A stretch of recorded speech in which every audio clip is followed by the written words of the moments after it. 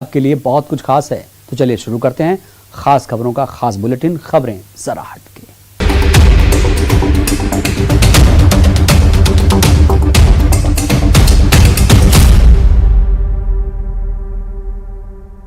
देश के हर हिस्से में पौराणिक मान्यताओं से जुड़े धार्मिक स्थल हैं, जिसकी कुछ ना कुछ कहानियां हैं। जामवंत का गुफा भी ऐसा ही है। कहा जाता है कि यहां कृष्ण और जामवंत के बीच युद्ध हुआ था।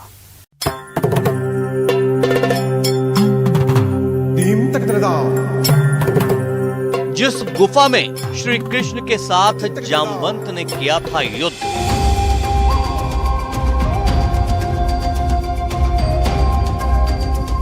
जहां मौजूद है जामवंत का बनाया बिना कलश वाला मंदिर।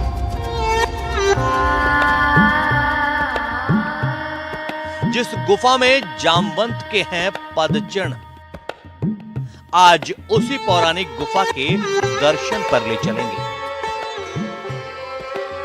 रमणीक वादियों और पहाड़ों से घिरे इस दर्शनीय स्थल पर आकर आप महाभारत और रामायण काल के अनसुने रहस्यों से रूबरू होंगे। यकीन मानिए, इस पूरी यात्रा के दौरान हर पल आपको एक नई कहानी पता चलेगी।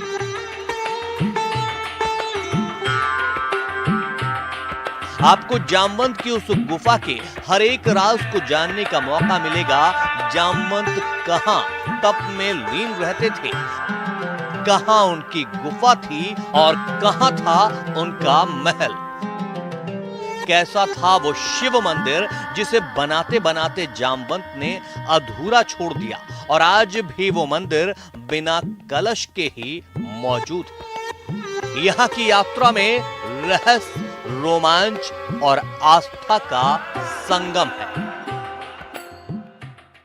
रायसेन जिले में जामगढ़ के नजदीक 1500 फीट की ऊंचाई पर जो गुफा है, उसका जामवंत से नाता है। कहा जाता है कि इस गुफा के अंदर जामवंत की मौजूदगी के प्रमाण हैं। जामवंत के पदचिन्हों के यहां निशान हैं।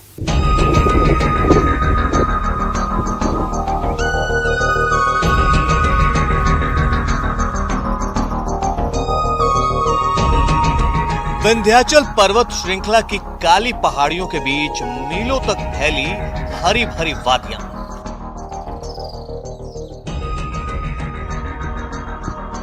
और इन वादियों में इतिहास को समेटे ये पौराणिक गुफा,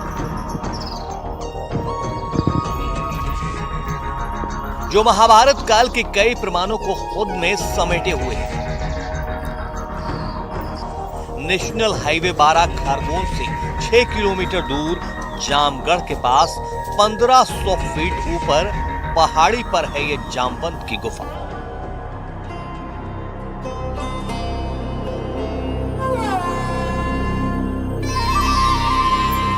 ये वही पौराणिक गुफा है जहां भगवान श्री कृष्ण और जामवंत के बीच पूरे 27 दिनों तक युद्ध हुआ था।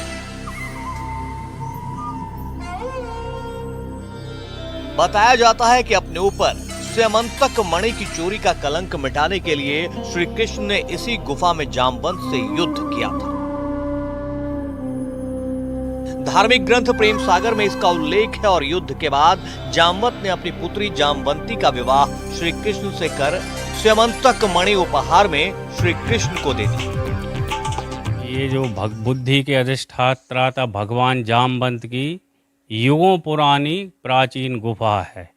इस गुफा के बारे में श्रीमद् भागवत महापुराण में स्पष्ट उल्लेख है कि भगवान जामवंत जी और भगवान श्री कृष्ण के बीच जो स्यमंतक मणि की चोरी का आरोप भगवान श्री कृष्ण पर लगा था, उसे लेकर 27 दिनों तक इस गुफा में युद्ध हुआ। तो युद्ध में कृष्ण से जामवंत जी परास्त हो गए। तो जामवंत जी ने अपनी पुत्री जाम्बवती का विवाह श्री कृष्ण के साथ किया, और वो जो स्यमंतक मणि है वो गिफ्ट स्वरूप भगवान श्री कृष्ण को प्रदान कर दी। तो इस प्रकार ये भगवान श्री कृष्ण की ससुराल है ये जामवंत जी की गुफा। तो हालांकि बहुत खतरनाक ससुराल है भगवान श्री कृष्ण की। तो एक तो ससुराल हो गई भगवान श्री कृष्ण की, दूसरी युगों प्राचीन हो गई, और तीसरी जो श्री रामचरितमानस में उल्लेख मिलता है कि जामवंत जी अजय योद्धा रहे। तो उन्होंने अपने प्रभु श्री राम से कहा कि प्रभु, मुझे आज तक कोई परास्त नहीं कर पाया, मेरी यह इच्छा कब पूर्ण होगी। तो भगवान श्री राम ने जामवंत जी को वरदान दिया कि मैं श्री कृष्ण के रूप में जब अवतरित होऊंगा उस समय तुम्हारी यह मनोकामना अवश्य पूर्ण करूंगा। तो इस प्रकार एक भगवान द्वारा अपने भक्त को दिए वचन की पूर्ति का स्थल भी यह जामवंत की गुफा है। यहाँ आते ही आप रोमांच के साथ साथ आस्था से भी अभिभूत हो जाएंगे, क्योंकि वो तमाम प्रमाण साक्षात देखने को मिलेंगे जो जामवंत की यहाँ मौजूदगी के प्रमाण देते हैं। इन पद चिन्हों को ही देख लीजिए, कहा जाता है कि ये जामवंत के पद चिन्ह हैं। वही महाबली जामवंत जो त्रेता युग के रामायण काल में भी थे और द्वापर युग के महाभारत काल में।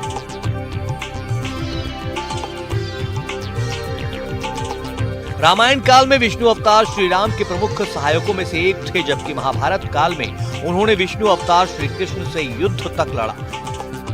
लेकिन आखिर उन्होंने ऐसा क्यों और किस लिए किया, इसका जिक्र पौराणिक ग्रंथों में मिलता है। गुफा के इतिहास को कुरेदने और किंवदंतियों की सच्चाई को जानने कई पुरातत्वविदों ने यहाँ अध्ययन किया। फिलहाल देखरेख के अभाव में जामवंत की गुफा संकरी हो चुकी है। इस गुफा के साथ ही कई और छोटी गुफाएं हैं। इन गुफाओं की श्रृंखला प्राकृतिक शिव गुफा पर समाप्त होती है। यहाँ के स्थानीय बड़े यकीन के साथ दावा करते हैं कि ये जामवंत की ही गुफा है। ये गुफा बताते हैं मृगन्नाथ से टच है पहले से आने। अब अपन ने तो नहीं देखा उसको, लेकिन है ये सत्यता की बात। ये बाड़ी के पास है भाई। 50 किलोमीटर दूर तक ये गुफा निकली हुई। हाँ, 50 से 60 इसकी दूरी है। और सियाने द्वारा क्या बताया जाता है? बताया जाता है कि भगवान जामवंत जी ने यहाँ हत्ता गिल्ली भी खेले हैं और उनका पैर का चिन्ह भी है बाजू में, और एक मंदिर भी बनाया है सुरई का, बहुत अच्छा प्राचीन मंदिर है। तो आप लोग यहाँ पर आते हैं, गुफा के अंदर अंधेरा रहता है, आप लोगों को डर नहीं लगता गुफा के अंदर जाने में? नहीं, हमारे ऊपर तो कृपा है जामवंत जी की। बहुत सियाने हमारे पहले से आते थे, तो उनके साथ हम लोग आते थे, तो आज भी आते, कोई दिक्कत नहीं। कब से आ रहे हैं आप? करीबन 35-36 साल हो गई होंगे मेरे को। कैसा लगता है आपको यहाँ पर आकर? बहुत अच्छा लगता है, और कभी आकर देखे, जो भी व्यक्ति यहाँ आया है वो आज तक यहाँ से निराश नहीं गया। ये गुफा सिद्ध मानी जाती है। कई साधु महात्मा भी यहाँ तपस्या करते देखे जा चुके हैं। गुफा के पत्थरों में शिवलिंग, त्रिशूल सहित कई भगवान की प्रतिमाएं अलग अलग आकृतियों में देखने को मिल जाती हैं। यहाँ पहुँचने के लिए कटीले पेड़, पत्थर के चट्टानों से होकर गुजरना पड़ता है। दावा किया जा रहा है कि यहाँ गुफा 50 किलोमीटर दूर जाकर निकली हुई। सरकार का ध्यान नहीं होने के चलते ये प्राचीन गुफा गुमनाम है। स्थानीय लोग जो इस गुफा में पहुंचते हैं उन्हें मुश्किलों का सामना करना पड़ता है, लेकिन इतनी पौराणिक महत्व की इस गुफा के रख रखाव का ध्यान अब तक नहीं दिया गया है।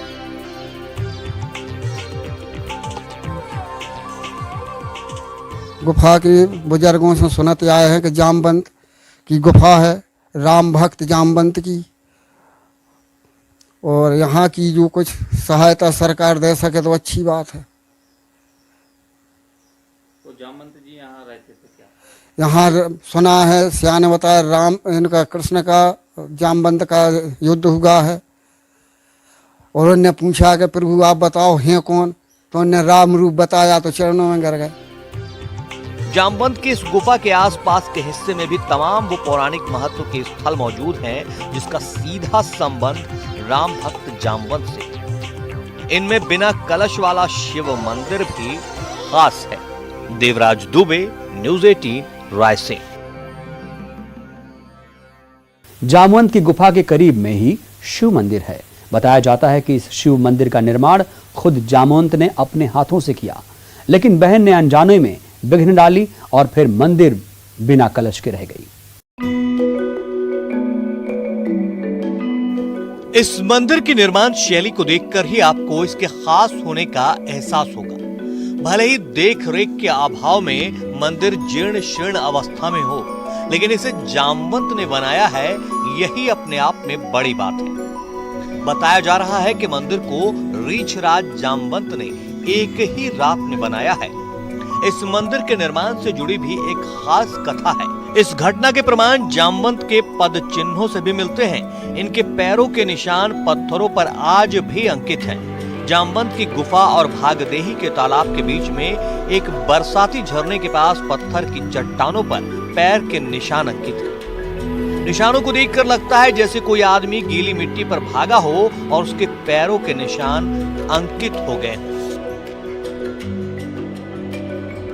जामवंत के पैरों के निशान हैं और वो उनका पैर स्लिप हो गया था, तो एक गड्ढा सा बना हुआ है जो पिछला हिस्सा है वो उसमें खच गया पहाड़ में, क्योंकि उस समय वो पर्वत जो थे वो भी गीली मिट्टी की तरह होते थे, लावा की तरह होते थे।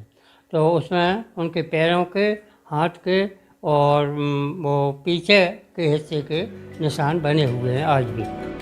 पैरों के निशान के पास ही एक श्लोक लिखा हुआ है। वो दिखता तो है लेकिन पढ़ने में नहीं आता। कहा जाता है कि मंदिर के निर्माण कार्य को अधूरा छोड़कर जब अपनी गुफा की ओर भागे थे तभी उनके पैरों के निशान अंकित हो गए। पैरों के निशान के नजदीक ही महल भी था जिसके पत्थरों की लगातार चोरी होने के चलते कुछ ही अवशेष बचे हैं। अगर इस स्थान की खुदाई की जाए तो बहुत कुछ जानकारियां मिल सकती हैं। कई और सबूत चित्र यहाँ हुई अवैध खुदाई में मिट गए हैं। इनसे जामवंत की इस गुफा से जुड़े रहस्यों को जानने में मदद मिलती है। जामगढ़ से देवरी तक संसार के महत्वपूर्ण शैलाशय होने का उल्लेख पुरातत्वविद ए रफीक ने किया है, जबकि डॉक्टर बीएस बांकड़ की पत्रिका शैलचित्र में इसके प्रकाशन से पुरातत्वविदों का ध्यान इस ओर आकर्षित हुआ। पुरातत्वविद डॉक्टर श्याम सुंदर सक्सेना ने इस क्षेत्र के पुरातात्विक वैभव को रेखांकित करने की दिशा में महत्वपूर्ण काम किया है। इसके अलावा भारतीय इतिहास संकलन समिति ने भी इन स्थानों के उद्धार के लिए लगातार प्रयास किए हैं, लेकिन ये सभी प्रयास व्यक्तिगत होने के चलते साधनों और मान्यता से वंचित रहे। इस पूरे क्षेत्र में गुफाओं, मंदिरों और शैलचित्रों की विस्तृत श्रृंखला है।